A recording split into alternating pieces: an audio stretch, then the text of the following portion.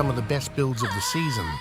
All of them are shitting on all content in the game, they're easy to get online, they're fun as hell, and they're fucking bonkers. And as always, you'll find the links to all the creators and build guides in the description. But first, as you may be aware of, the lag in this game can indeed be atrocious at times.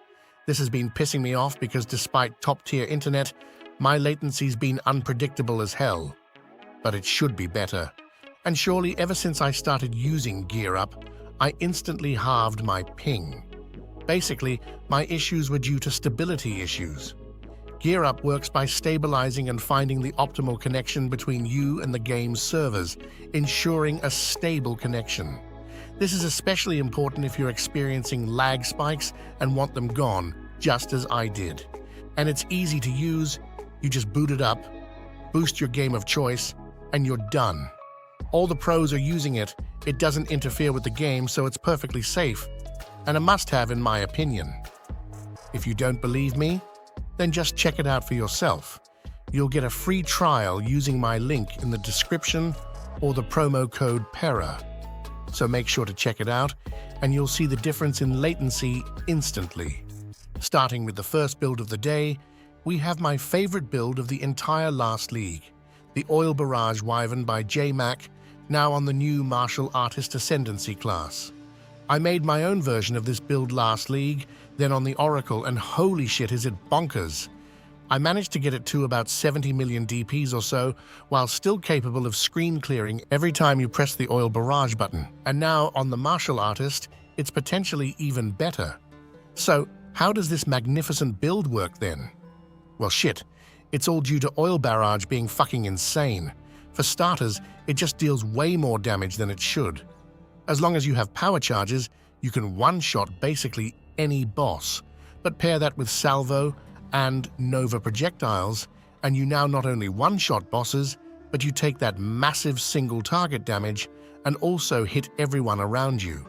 And if that wasn't enough, we can also have all of these projectiles chain and fork. And that, my friends, is how you wipe the entire screen with it. Now you're probably wondering, why is J-Mac running Martial Artist and not Oracle or Amazon like last league? In which case I say, great question, beautiful viewer. There are lots of reasons. First one being Way of the Mountain, helping us achieve near immortality, and then perhaps more importantly the Stonefisters. Because when we pair this with the otherwise dogshit Grip of Winter, we actually allow all of our skills build Chill and Freeze, meaning every time we cast our screen-wide Oil Barrage, everything around us is instantly frozen, essentially making us immortal. Pair that with Way of the Mountain and the Refutation Gem, and we're in fact immortal. And if that wasn't enough, we're also getting Hollow Focus, which in turn allows for more damage, but also allows us to eat up bells for power charges and rage, ensuring we're always ready to one-shot bosses as they spawn, with a full set of power charges and damage. Some lovely interactions indeed. Then when it comes to the gameplay, this is why you need to try it out. You just hop around the map, press Oil Barrage once, and the entire screen is dead. Oil Barrage will consume power charges to keep its attack up, and we're automating it so you don't need to give a shit about it when mapping using Cast on Elemental Ailment. And as we already discussed, we're constantly freezing everything, so Cast on Elemental Ailment is constantly triggering where we have Profane Ritual for power generation. Lovely. All right. And on to the next build, the Spin to Win Monk. And here we have two of my favorite creators, Ulf and Corbin, with each of their version. Ulf focuses solely on the Whirling Assault spin to win for a one-button build, whereas Corbin uses Power Charge and combo stacking to one-tap the screen with Falling Thunder. Both great options, and both will make all content look like a joke. Alright, and in case you've missed how this magnificent build works, how does it actually? And why haven't we played this in previous leagues? Well, it was actually pretty solid last league as well, but comparing it to the other builds we had last league, it was shit. But we've also got the new martial artist ascendancy, taking the build to a whole other level. Just as with the oil barrage setup, we're getting all the same good stuff. Lots of extra stats, runes and all that shit. But for this build in particular, we're really making the most out of our bells. For the Ulf version, we of course have the bell on our back, dealing truckloads of damage. But then we also have hollow focus for even more bells. And if that wasn't enough, we can now ancestrally boost Tempest Bell, having a total of 3 extra bells whenever we need it. This alone brought the build from being mid to shit to an absolute beast and possibly the best build in the entire game. Then when it comes to Corbin's variant, as mentioned, we'll power charge stack. To do this, we're going to use Aelith's chimes just as in the previous leagues. But it's now easier than before, because we can pair this with the new Martial Master Ascendancy node, allowing us to gain combo from all of our hits, which translates to even more frequent Aelith's chimes power charge generation, even without having to use cast on crit, profane ritual and all that from the last couple of leagues, simply making the build smoother, stronger and more fun. Yummers. And when it comes to the gameplay, it's insanely simple. For the Ulf variant, you just hold down Whirling Assault as mentioned and pop your bells when needed. For Corbin's version, it's basically the same, but you weave in Falling Thunder to wipe out the screen as well, along with using a few extra interactions on bosses. Alright, on to the next build. We have Barrage bringing a full fucking zoo of companions.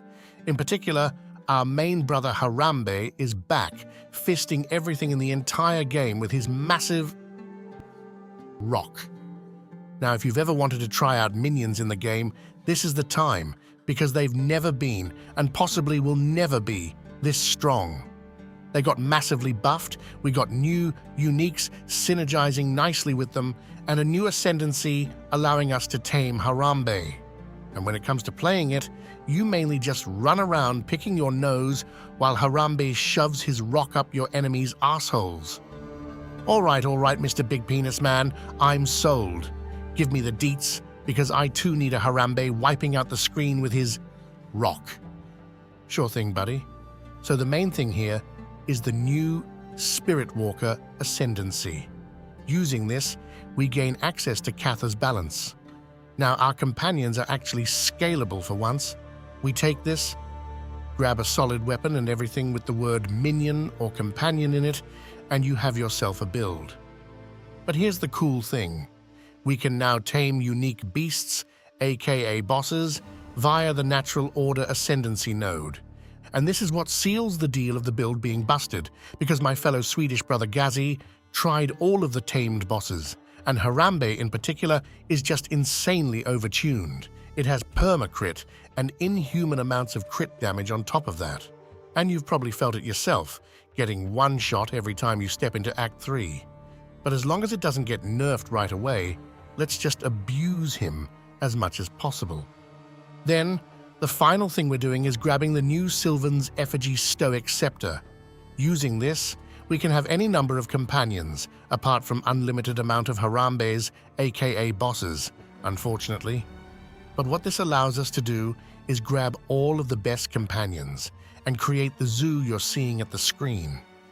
And don't worry, Barrage shows you where to find all of the companions in his guide, so you won't have to make an effort to find them. Great guide, great build. Let's move on to the next one, and it's a plant build. In particular, we're checking out Dead Rabbit's Plant Cultivating Abyssal Lich. You can indeed still play the build on an Oracle, I've tried it, and it's still fucking bonkers, but Dead Rabbit has made use of some interesting mechanics here that should make it stronger than the Oracle version. Now, first things first, didn't like every single caster build in the entire game get absolutely obliterated? Sort of. Stacking mana cost and leeching a gazillion health is kind of dead? I've tried it. But to offset for this damage loss, we have some new and interesting stuff to use. For starters, you can now brick your staff and slap on a Nature's Arcan alloy on it. And if you succeed, you're getting some serious juice to your build, instantly overgrowing your plants, getting more damage, and extra plants. Now when it comes to the choice of ascendancy, the Abyssal Lich has some magnificent bonuses, because here we can make use of eternal life. Using this, our life will not change as long as we have energy shield. Alright, and why is this any good? Well shit, because if we just make sure to get our life down to low life, then our life will stay there and we can make use of a bunch of low life nodes and support gems. For example, Pain Attunement, just instantly granting us 30% more crit damage. And there's more of those, let me tell you. Now, other than these two, the build plays largely the same. We throw out our Thrashing Vines, we spam Entangle, and we overgrow all of the plants via Thunderstorm, while also shocking enemies.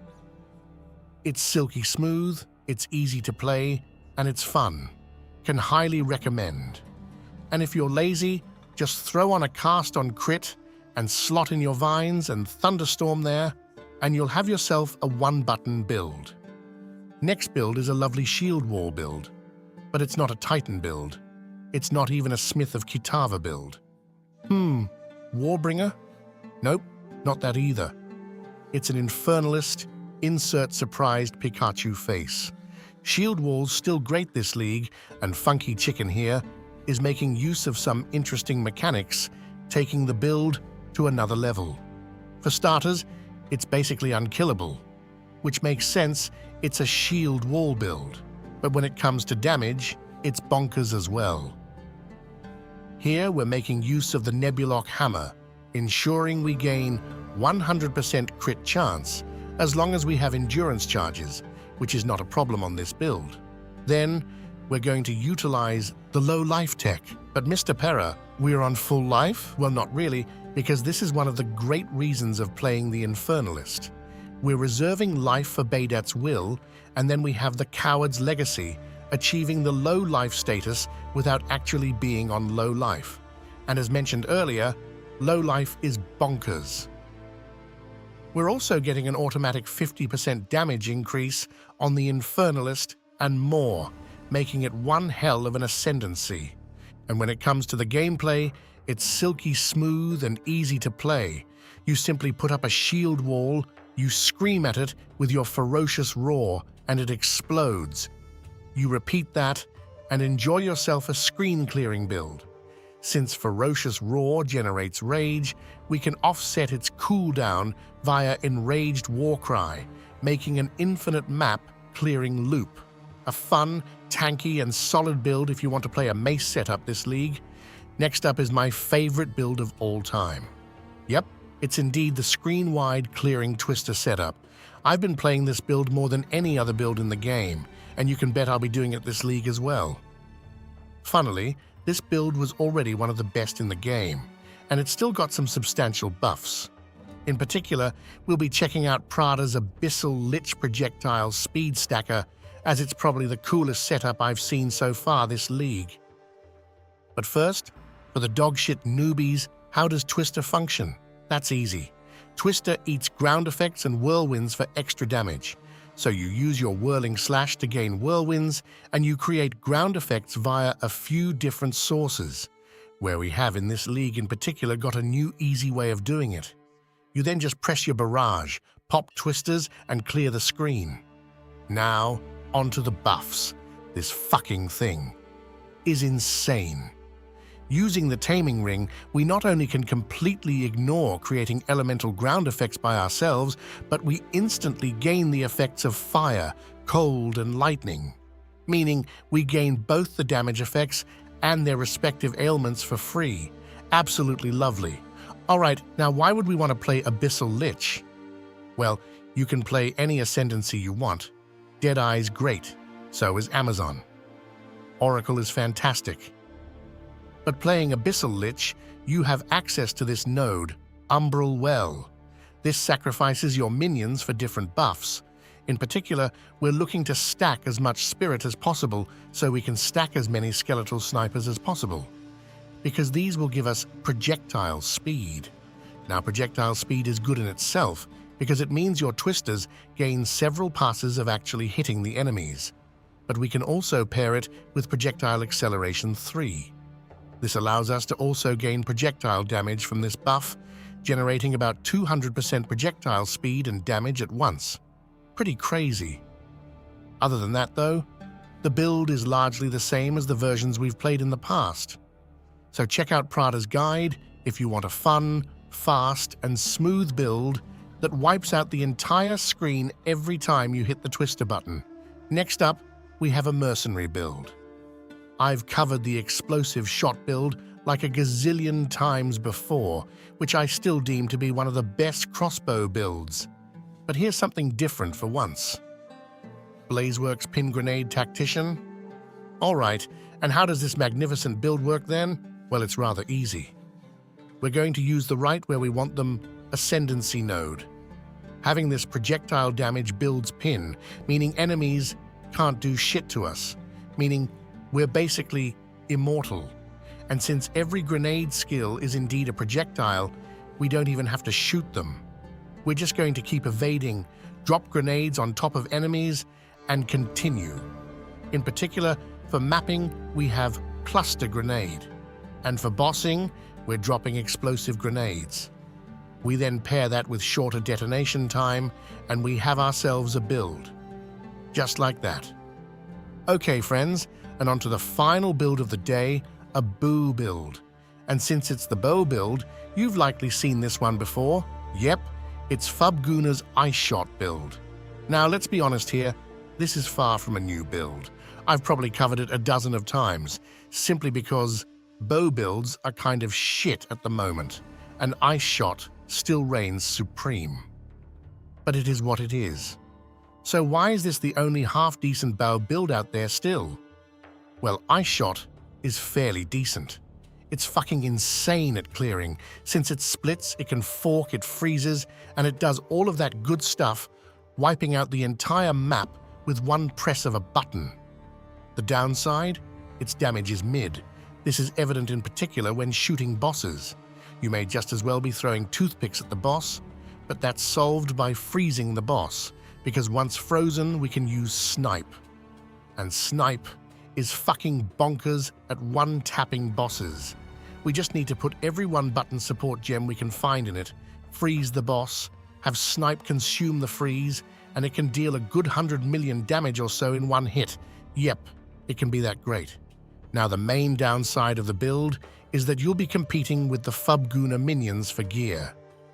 But if you want to play a bow build this league, then this is definitely the way to go. And with that, I'm done with this shit. Drop a sub, check out the creators, and I'll see you in the next one.